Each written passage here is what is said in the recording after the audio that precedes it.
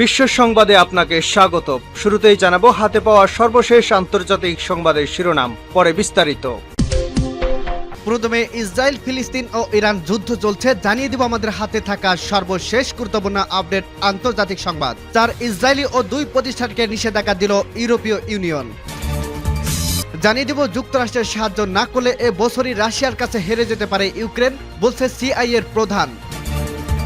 আরো জানিয়ে দিব ইরানে আঘাত হেনেছে ইসরায়েলি ক্ষেপণাস্ত্র, মার্কিন কর্মকর্তাদের দাবি। এদিকে আরো জানিয়ে দিব পরস্পরকে নিয়ে ভুল হিসাব নিকাশ ইরান ও ইসরায়েলের। এবং সর্বশেষ জানিয়ে দিব প্রতিশোধ নিতে ইরানে হামলায় যোগ দেবে না যুক্তরাষ্ট্র।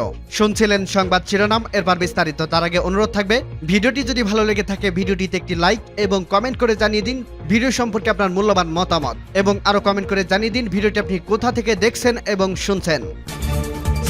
4 ইসরায়েলি ও 2 প্রতিষ্ঠানকে নিষেধাজ্ঞা দিল ইউরোপীয় ইউনিয়ন।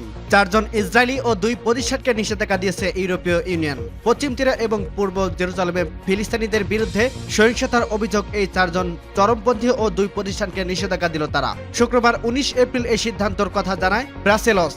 ফরাসি সংবাদ সংস্থাটি তাদের প্রতিবেদনে জানায় ইউরোপীয় ইউনিয়ন এক বিবৃতিতে বলছে তালিকাভুক্ত ব্যক্তি এবং প্রতিষ্ঠানগুলো ফিলিস্তিনের বিরুদ্ধে গুরুত্বপূর্ণ মানবাধিকার লঙ্ঘনের জন্য দায়ী। তারা পশ্চিম তীরে ফিলিস্তিনের সম্পত্তি এবং ব্যক্তিগত ও পারিবারিক জীবনকে লঙ্ঘন করছে। সিদ্ধান্তটি ছিল ইউরোপীয় ইউনিয়ন সদস্য দেশগুলোর মধ্যে একটি চুক্তির দ্বিতীয় অংশ।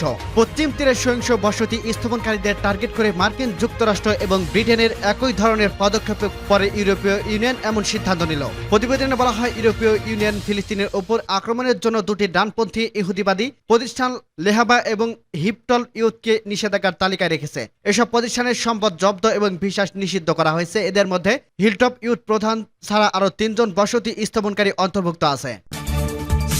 যুক্তরাষ্ট্রের সাহায্য না করলে এই বছরেই রাশিয়ার কাছে হেরে যেতে পারতেন, জানিয়েছে সিআইএ প্রধান। সিআইএ এর পরিচালক বৃহস্পতিবার সতর্ক করেছেন, রাশিয়ার বিরুদ্ধে যুদ্ধে 2024 সালের মধ্যে ইউক্রেনীয়রা হেরে যেতে পারে এমন একটি বাস্তব ঝুঁকি রয়েছে।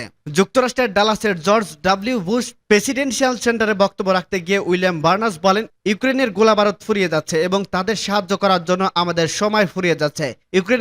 ইউক্রেনে বাড়তি সাহায্য আটকে রেখেছে যুক্তরাষ্ট্রের যে আইন প্রণেতারা, তাদের লক্ষ্য করে বার্নাসের এই মন্তব্য।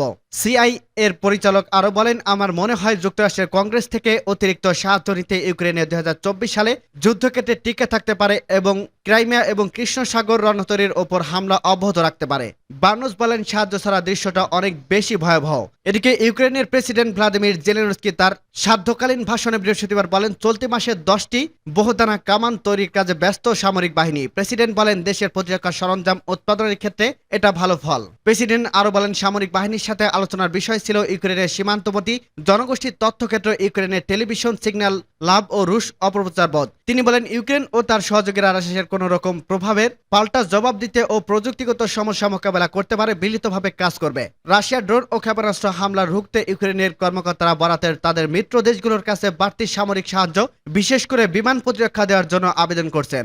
যুক্তরাষ্ট্রের পররাষ্ট্র দপ্তর বলছে, রাশিয়ার প্রতিরক্ষা শিল্পের চীনের সাহায্য নিয়ে যুক্তরাষ্ট্রের উদ্বেগের বিষয়টি উত্থাপন করবেন পররাষ্ট্রমন্ত্রী অ্যান্টনি ব্লিংকেন। সূত্র ভয়েস অব আমেরিকা।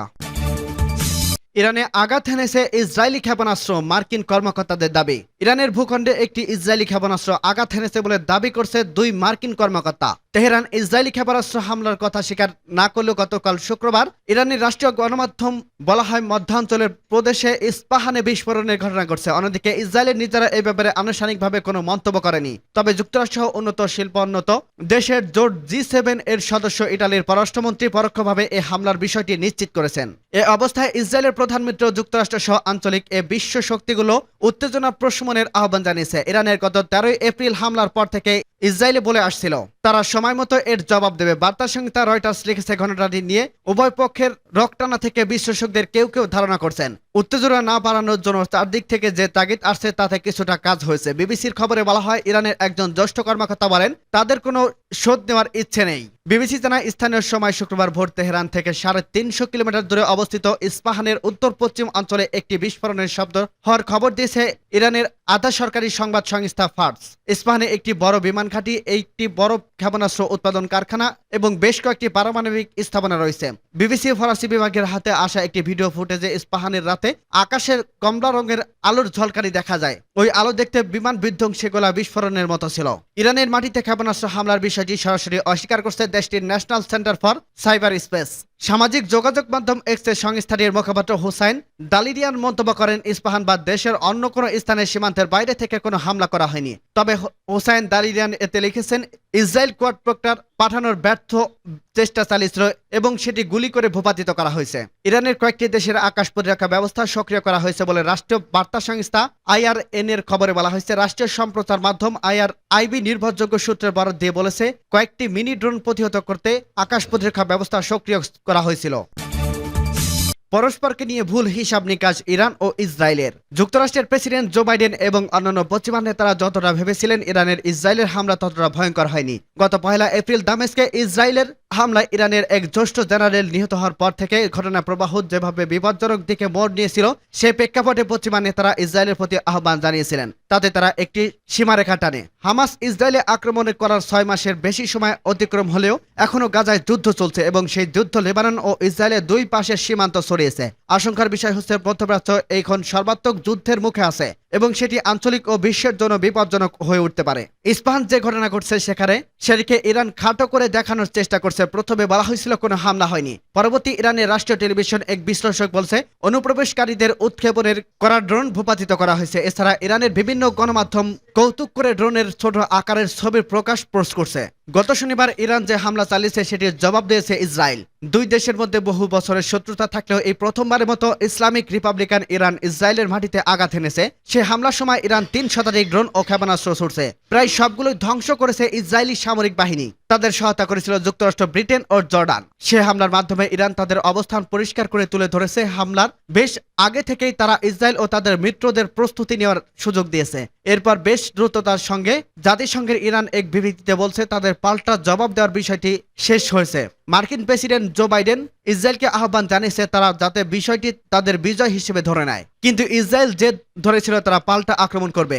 এই সংকট শুরু থেকে দেখা যাচ্ছে ইরান এবং ইসরায়েল পরস্পরকে বুঝতে পারেনি। উভয় পক্ষে পরস্পরকে নিয়ে ভুল হিসাব নিকাশ করছে, ফলে সংকট আরো গভীর হয়েছে। দামেস্কে ইরানের জ্যেষ্ঠ জেনারেল মোহাম্মদ রেজা জাহিদিকে হত্যার পর ইসরায়েলি ভেবেছিল ইরান শুধু চরম ক্ষোভ প্রকাশ করবে, এর বাইরে তারা শক্ত জবাব দেবে না। ইরান বলেছিল দামেস্কে তাদের কনসুলেটে হামলার বিষয়টিকে তারা নিজের দেশের উপর হামলা হিসেবে বিবেচনা করছে।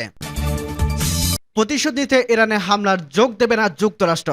হোয়াইট হাউস ইসরায়েলকে হুঁশিয়ারি দিয়ে বলেছে, যুক্তরাষ্ট্র ইরানে কোনো ধরনের প্রতিশোধমূলক হামলায় যোগ দেবে না। বাইডেন প্রশাসনের জ্যেষ্ঠ কর্মকর্তা একথা জানিয়েছেন। খবর বিবিসির। গত শনিবার মধ্যরাত থেকে রোববার ভোর পর্যন্ত ইরান ইসরায়েল 300টির বেশি ড্রোন এবং ক্ষেপণাস্ত্র হামলা চালায়। এ হামলায় গত 1 এপ্রিল সিরিয়ার দামেস্কে ইরানের দূতাবাসে ইসরায়েলি হামলার প্রতিশোধ নিতে চালানো হয় বলে জানিয়েছে ইরান। তবে লক্ষ্যবস্তুতে আঘাত হানার আগে ড্রোন ও ক্ষেপণাস্ত্রগুলো গুলি করে ভূপাতিত করা হয়। এই কাজে অংশ নেয় ইসরায়েল, যুক্তরাষ্ট্র সহ যৌথ বাহিনী। এদিকে এই হামলার পর কি জবাব দেবে ইসরায়েল তার সাবধানে বিবেচনার আহ্বান জানিয়েছে মার্কিন প্রেসিডেন্ট জো বাইডেন। গত রোববার হোয়াইট হাউসের এক কর্মকর্তা সাংবাদিকদের সঙ্গে কথা বলতে গিয়ে জানায়, প্রেসিডেন্ট জো বাইডেন ইসরায়েলের প্রধানমন্ত্রী বেঞ্জামিন নেতানিয়াহুকে কিভাবে ইরানের বিরুদ্ধে ব্যবস্থা নেওয়া যায় তা নিয়ে সাবধানে কৌশলে কাজ করার আহ্বান জানিয়েছেন। ওই কর্মকর্তা বলেন, সিরিয়ার ইসরায়েলের বিমান হামলা ইরানের সামরিক কমান্ডার নিহত হওয়ার ঘটনায় বিনিময়ে ইসরায়েলের সবচেয়ে সেরা জবাবটি পেয়েছে বলে মনে করছে বাইডেন প্রশাসন। এছাড়া 99% ক্ষেপণাস্ত্র ড্রোন গুলি করে নামিয়ে আনা এবং প্রতিরোধ করার মাধ্যমে ইসরায়েলে ইরানের তুলনায় তার সামরিক জ্যেষ্ঠতা বজায় রাখতে পেরেছে বলে মনে করেছে যুক্তরাষ্ট্র।